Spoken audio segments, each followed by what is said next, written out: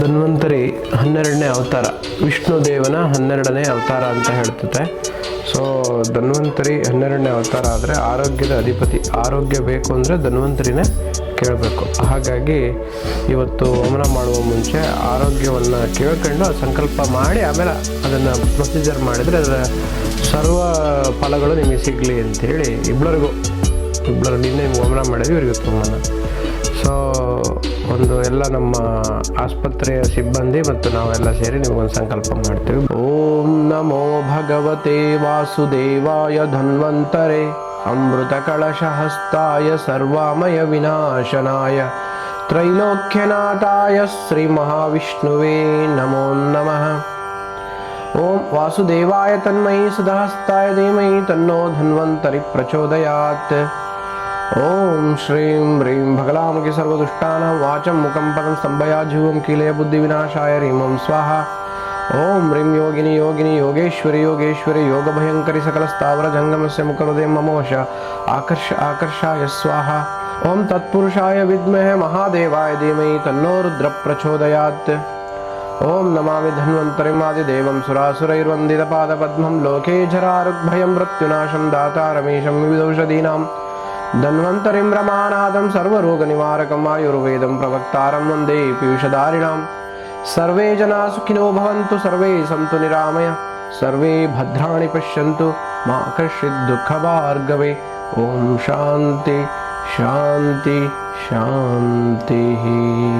ಪುಸ್ತಕ ಎಲ್ಲ ವಿಜ್ಞಾನ ಅಂದರೆ ವೈದ್ಯಕೀಯಕ್ಕೆ ಸಂಬಂಧಿಸಿದ ಎಲ್ಲ ಸೂತ್ರಗಳು ಮತ್ತು ಔಷಧಿ ಭಂಡಾರ ಈ ಬುಕ್ಕಲ್ಲಿದೆ. ಅಂದರೆ ದೇವರು ಕೊಟ್ಟಿರ್ತಕ್ಕಂಥ ವಿದ್ಯೆ ಇದು. 5000 ವರ್ಷಗಳ ಹಿಂದೆ ಭಾಳ ಪವಿತ್ರವಾಗಿರ್ತಕ್ಕಂಥ ಗ್ರಂಥ.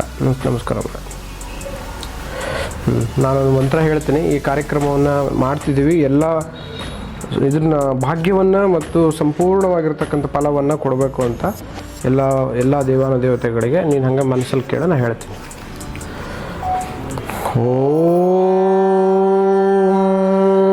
ಬ್ರಹ್ಮದಕ್ಷ ಶ್ವಿರುದ್ರ ಇಂದ್ರ ಭೂಚಂದ್ರ ಅರ್ಕ ನಿಲ ಅನಲಾಹ ಋಷಯಃ ಸ ಔಷಧಿ ಗ್ರಾಮ ಭೂತ ಸಂಗಾತಚ್ಚ ಪಾಂತುತೆ ರಸಾಯನಂ ಇವ ಋಷೀಣಾಂ ದೇವಾನಾಂ ಅಮೃತಂ ಯದಾ ಸುದೇವ ಉತ್ತಮ ನಾಗಾನಾಂ ಭೈಸಜ್ಜಂ ಇದಂ ಅಸ್ತುತೆ. ಓಂ ಶಾಂತಿ ಶಾಂತಿ ಶಾಂತಿ. ಆಯ್ತು, ಈಗ ನಾವು ಕೊಡೋ ಔಷಧಿನ ಸಂಪೂರ್ಣವಾಗಿ ಕುಡಿತಾ ಹೋಗಬೇಕು. ವಮನವನ್ನು ನಾವು ಕಫಪ್ರಧಾನ ಮತ್ತು ಪಿತ್ತಪ್ರಧಾನ ದೋಷಗಳಲ್ಲಿ ಮಾಡ್ತೇವೆ. ಪಿತ್ತಂವಾ ಕಫಪಿತ್ತಂವಾ ಪಿತ್ತಾಶಯಗತಂ ಹರೇತ್. ಅಂದರೆ ಊರ್ಧ್ವ ಅಥವಾ ಅದು ಆಮಾಶಯದಲ್ಲಿ ಇರತಕ್ಕಂತಹ ಉದ್ಭವ ಸ್ಥಾನವಾಗಿರುವಂತಹ ರೋಗಗಳಿಗೆ, ಊರ್ಧ್ವ ಜತೃಗತ ರೋಗ ವಿಕಾರಗಳಿಗೆ, ಹಾಗೂ ಥೈರಾಯ್ಡ್, ಊರ್ಧ್ವಜ ಆಮ್ಲಪಿತ್ತ ಹಾಗೂ ಶೋಣಿತ ಪ್ರದೇಶದ ವಿಕಾರದಲ್ಲಿ ಕಫ ಪ್ರಾದುರ್ಭಾವ ಇರುವಂಥ ಸಮಸ್ಯೆ ಇರುವ ಜಾಗದಲ್ಲಿ, ಅಥವಾ ಕಫಪ್ರಧಾನಾನ್ ಅನುತ್ಕ್ಲಿಷ್ಟಾನ್ ದೋಷಾನ್ ಆಮಾಶಯೇ ಸ್ಥಿತಾನ್ ಬುದ್ಧ್ವಾ ಜ್ವರಕರಾನ್ ಕಾಲೇ ವಮ್ಯಾನಂ ವಮನೈರ್ಹರೇತ್ ಅಂತ ಹೇಳ್ತಾರೆ. ಅಂದರೆ ನಾವಿಲ್ಲಿ ಅರ್ಥ ಮಾಡ್ಕೋಬೇಕಾಗಿರೋದು ಇಷ್ಟೇ. ಉಲ್ಲಾಸ ಹಾಸ್ಯ ಸರ್ವಣಾಭ್ಯಂ, ಬೆಳಗ್ಗೆ ಹಲ್ಲುಜ್ಜುವಾಗ ಕಫ ಬರುವಂಥದ್ದು, ಬಾಯಾರಿಕೆ ಆಗುವಂಥದ್ದು, ನಾವು ವಮನವನ್ನು ಇಂಡಿಕೇಟ್ ಮಾಡ್ತಿದೆ. ಹೊಟ್ಟೆಯಲ್ಲಿ ಯಾವಾಗ ಕಫ ಪ್ರಧಾನ ಇರುತ್ತೆ ಅಂಥ ಸಮಯದಲ್ಲಿ ವಮನವನ್ನು ಮಾಡಿಸ್ಬೇಕು. ಹಾಗಾಗಿ ಇವ್ರಿಗೂ ಕೂಡ ದುಷ್ಟ ಪ್ರತಿಶ್ಯಾಯ, ಊರ್ಧ್ವಜ ಆಮ್ಲಪಿತ್ತ, ಹೀಗೆ ಬಹಳಷ್ಟು ಸಮಸ್ಯೆಗಳಿಗೆ ನಾವು ಈಗ ಡಿಟಾಕ್ಸ್ ಥೆರಪಿಯನ್ನು ಮಾಡ್ತಿದ್ದೇವೆ. ಅದು ಹೇಗೆ ವರ್ಕ್ ಆಗುತ್ತೆ, ಕಾರ್ಮುಕತೆ ಏನು, ಮೋಡ್ ಆಫ್ ಆ್ಯಕ್ಷನ್ ಏನಪ್ಪ ಅಂತಂದರೆ, ಅಖಂಡ ಪಾನದವರೆಗೂ ಔಷಧಿಗಳನ್ನು ನಾವು ಸ್ವೀಕಾರ ಮಾಡಿದಾಗ ಅಲ್ಲಿ ಹೇಳ್ತಾರೆ, ಸ್ವೇದ ಪ್ರಾದುರ್ಭಾವೇಣ ದೋಷಂ ಪ್ರವಿಲಾಯನಂ ಅಪದ್ಯಮಾನಾಂ. ಅಂದರೆ ಬೆವರು ಬರುತ್ತೆ ಇದನ್ನು ಕುಡಿದ ತಕ್ಷಣ. ಅದು ಬಂದಾಗ ದೋಷಗಳು ಕರಗುತ್ತಂತೆ, ಆ ದೇಹದಲ್ಲಿರ್ತಕ್ಕಂಥ ವಿಸಿಯೇಟೆಡ್ ದೋಷಗಳು ಕರಗುತ್ತಂತೆ.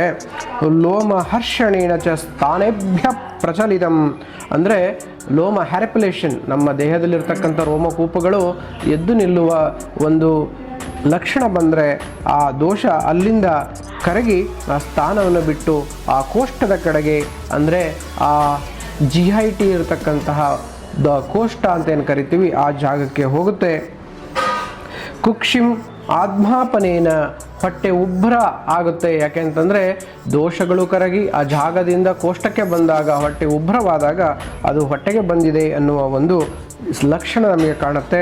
ತದನಂತರ ಇವೆಲ್ಲ ಲಕ್ಷಣಗಳ ಆದ ಮೇಲೆ ರುಲ್ಲಾಸಾಭ್ಯಾಮ್ ಬಾಯಲ್ಲಿ ಜುಳುಜುಳು ನೀರು ಬರುವಂಥದ್ದು ಅಂತ ಬಂದಾಗ ಊರ್ಧ್ವಮುಖಿ ದೋಷಂ, ಅಂದರೆ ದೋಷಗಳು ಊರ್ಧ್ವಮುಖವಾಗಿ ಬರುತ್ತಂತೆ.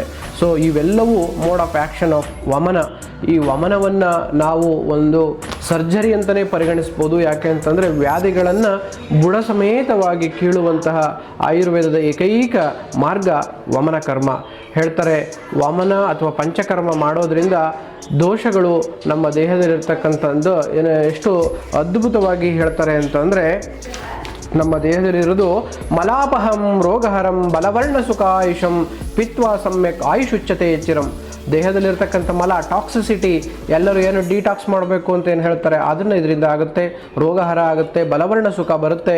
ಅದನ್ನು ಸರಿಯಾಗಿ ನಾವು ಈ ಡಿಟಾಕ್ಸ್ ಥೆರಪಿಯನ್ನು ತೆಗೆದುಕೊಂಡಾಗ ಅಜೀರ್ಣತೆ, ಮಲಬದ್ಧತೆ, ಗ್ಯಾಸ್ಟ್ರಿಕ್ಕು, ಥೈರಾಯ್ಡು, ತಲೆನೋವು, ಮೈಗ್ರೇನು, ಹಾಗೆಯೇ ದೇಹದಲ್ಲಿ ಆಲಸ್ಯತನ, ಊತ, ಗುರುತ್ವ ಅಂದರೆ ಹ್ಯಾವಿನೆಸ್ ಇನ್ ದ ಬಾಡಿ, ಹಾಗೆ ಬಹಳಷ್ಟು ಸಮಸ್ಯೆಗಳಿಗೆ ಇದು ಸಂಪೂರ್ಣವಾಗಿರ್ತಕ್ಕಂಥ ಪರಿಹಾರ ವಮನ ಚಿಕಿತ್ಸೆ.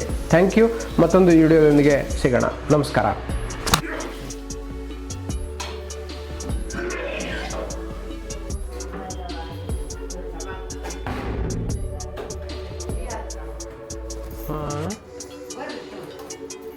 ಅಪ್ಪಾಜಿ